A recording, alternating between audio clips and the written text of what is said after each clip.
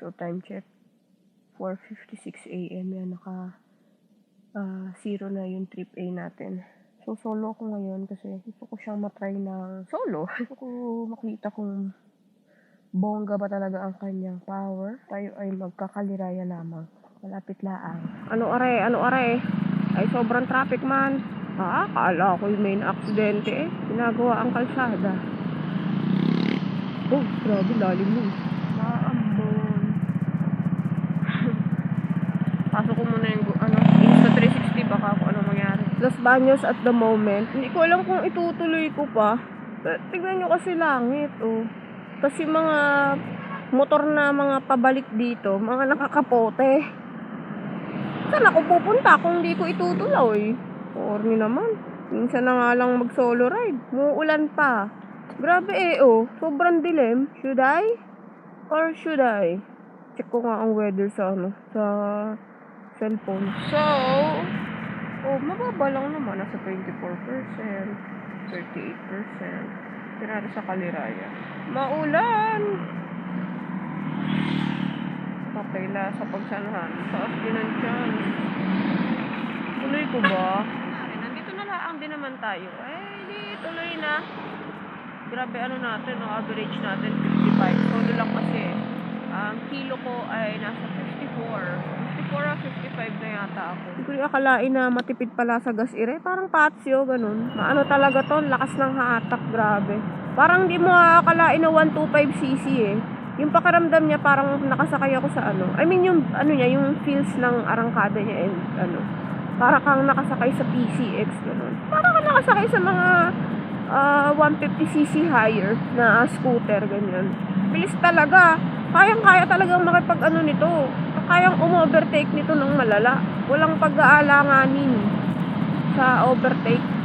Nga lang, siguro yun nga, kagaya nung sabi ko last time, nung bagong kuha ko to sa kasa, tapos may angkas agad tayo sa likod. Tapos from full stop, bigla mong ito throttle. Yung biglang arangkadang ganun. Hindi siya ganun tawag dito? Kahatak ganyan. Pero yun nga, yung power nito, nasaan talaga? Pagka tumatakbo ka na tapos ibibilis mo pa, sheesh!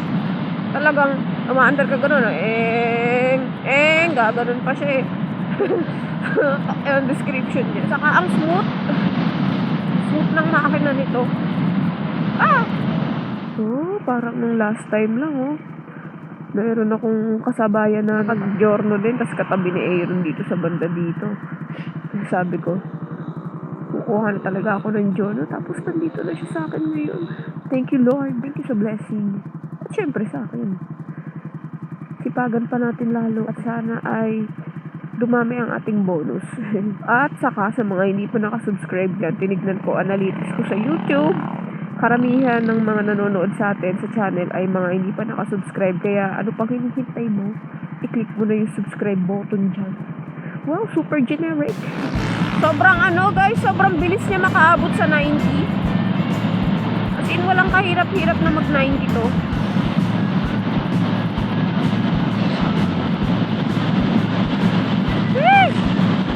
Ay, 90 agad.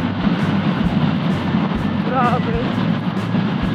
Kaya pala hindi mahabol ni Aero nung nakaraan yung naka-giorno Gamit kasi 30. Sabi ko, habulin mo nga. Kahit may angkas yung giorno, di niya mahabol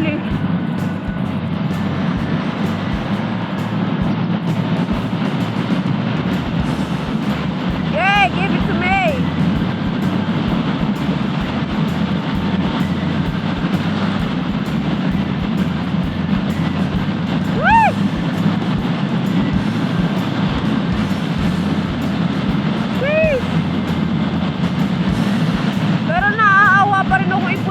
Hindi pa full throttle yun yung ginagawa ko. Naawa ako. Walang ikakaano pa lang inilalas pag na agad. Nakakailang kilometro pa lang tayo dito. Ilan na ba? 429 pa lang Wala pa nga sa 500. Pagka uwi natin mag-change oil na ako agad. Well, dati kasabay ko si Noel dito din sa park na to. Meron kami nakasabay na naka-giorno din. Tapos sabi niya, wala ka bang balak mag-giorno? Tapos sabi ko, wala. Jokes on me. Sino na naka-giorno? Sino na ang gamit ang giorno ngayon? Parang baliw. Ano pa ba difference na mapapansin ko sa kanya? Siguro depende sa unit. Or ganun ba talaga lahat ng patio? Or like, depende talaga sa motor in general. Pero nung una kong nakuha si 30, like fresh from casa as in, babibrate na talaga siya. Parang akalain mo may dragging. Nag-post pa nga ako sa sa group noon. Sabi ko, normal lang po ba na ganyan? Blah, blah, blah, blah, blah. Excited pa man din ako noon. Like, iniisip ko na yes, bagong motor. Ano yan? Smooth yan, ganyan. Abay, hindi. Parang may dragging. Tapos sabi nun sa comments, normal lang daw. Hintayin daw na maglapat yung mga metal components and shit. Blah, blah, blah, blah, blah. Kasi ako naman, hinintay. Aba, nakakailang 1,000 kilometers na wala pa rin. Babibrate pa din. So anyway, eto si Giorno. Nung nakuha ko si Pip, unat muna pa lang talaga, smooth na talaga siya. Walang ka-vibrate. Sa arangkada.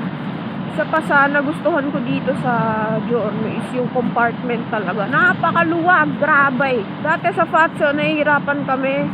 Ang dala namin is 2 kapote, seat cover, maambon na naman. Walang iya talaga, oo. Parang gusto ko nang bumalik talaga. Makapag-repal na lang.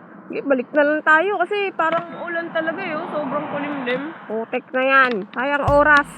Repal na lang tayo. Balik, si buddy. Umuulan kasi. Yan, kasi hindi mo na nag-check ng weather. As I was saying, yun nga, ang nagustuhan ko pa dito sa Giorno ay yung kanyang napakalawak na compartment. Sa Fazio dati, nahihirapan kami kasi though ang dala lang naman namin is 2 kapote, yung set, yung may taas sa kapambaba. So, dalawang set na ganun. Tapos, sapatos na pamalit sa paa. Yung cover ng motor, aqua flask, lagyan ng tubig. Hirap na hirap kami pagkasyahin sa patio before. Tapos ayun pala, may dala din pala kami mga pagkain and stuff doon yan. Eh, nahirap kami sa patio. Okay, sasuggest nyo, bakit hindi ka mag-top box? Ayoko Hindi ko gusto yung aesthetic talaga ng top box. Though convenient siya. Pero, I don't like it. I don't like the looks of it pag nakakabit sa motor. So, dito sa Giorno, ay talaga namang napakaluwag ng compartment. Kasya, kahit yata 5 pares ng kapote, kasya dyan Tapos helmet pala, yung free na helmet na nakuha ko sa kasa nun, kasya. Sayang, hindi ko napakita.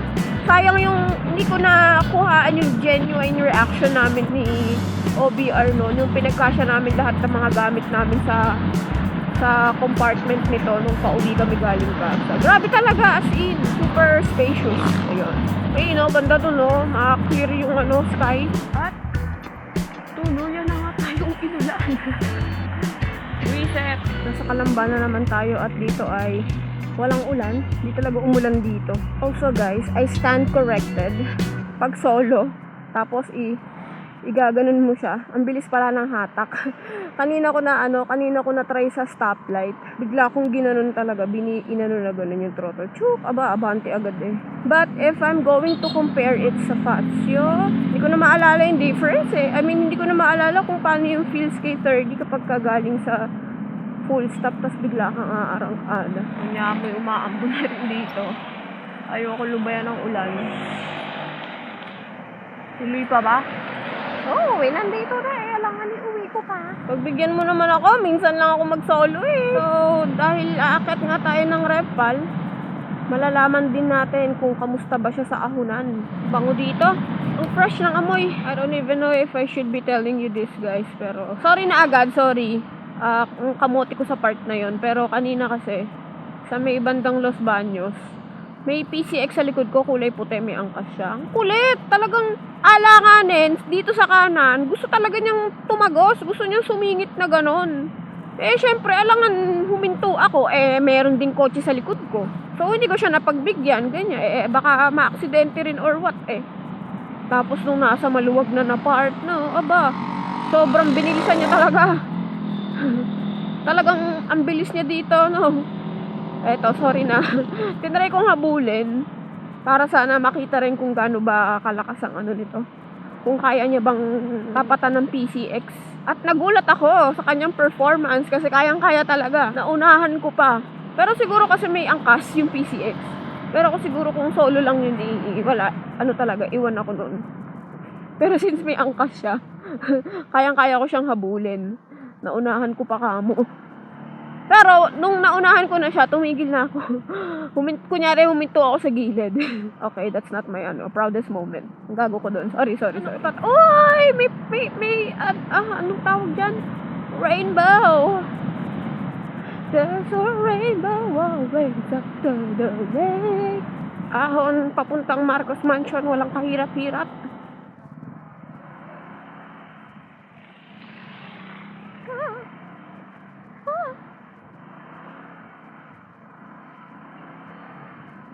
Yun baga.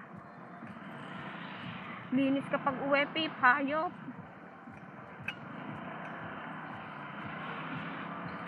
Paputek. So, kamusta ba siya sa off-road? Kagaya nito. Okay lang. Hindi umaalog ang aking utak. Kumpara kay 30. Pati ang utak alog. Dito hindi. Kambal ahon. Nakaka-60 pa nga eh. Grabe. Eto, mas matarik yung pangalawang ahon eh. Kambal ahon check.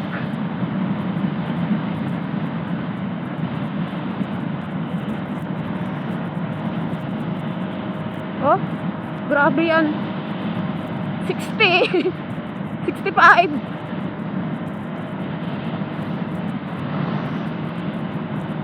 Grabe, kaya umaahon ng 65. Bangis mo, Pip. Okay, dito na magsisimula ang tunay na ahon. So, fake yung kanina. Ito na ang ahon ng Revpal. Let's see. Hot throttle lang. 60, walang ya. Grabe talaga. Ayan, medyo tumatarik na. Ayan, nagiging 50 na siya. Grabe, naahon ng 58. Grabe yan. Bagal lang ito nasa harap ko eh. Nakakatakot na maunahan. Baka biglang may sumalubong. Wala na. Buwelo ko. Bagal 3. Wow!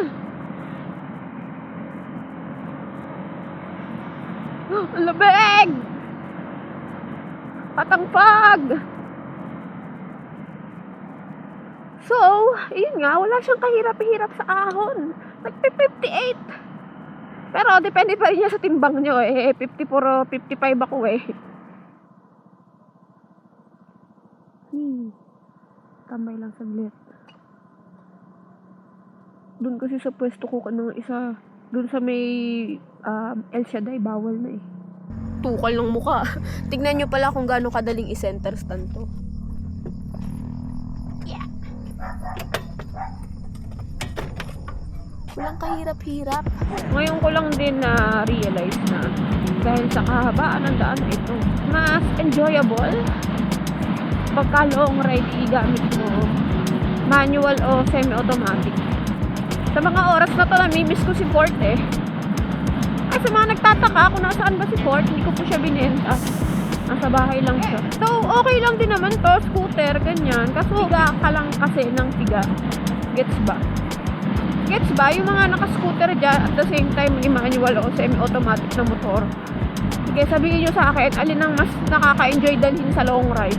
Kesa sa mga motor shop kayo bumili at hindi nyo pa alam kung legit yun. Dito kayo bumili sa Shell, etong gear oil nila 63 lang. Pag sa motor shop ka bumili nito, nasa mga 1, siguro mga sabihin natin mga 90, 95, ganyan.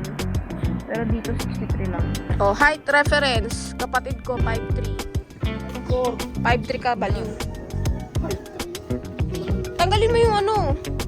Ang taas naman kasi ng suot mo, tsinelas. Kaya isod ka pa nga. Dulo na sa dulo. Paano sa dulo? Hindi, dito ka muna sa harap. Harap. Oh. Pati nga nung paa. Oh, tiptoe talaga eh. Paano pag medyo gitna? Hirap na ano. Oo, lumalapat.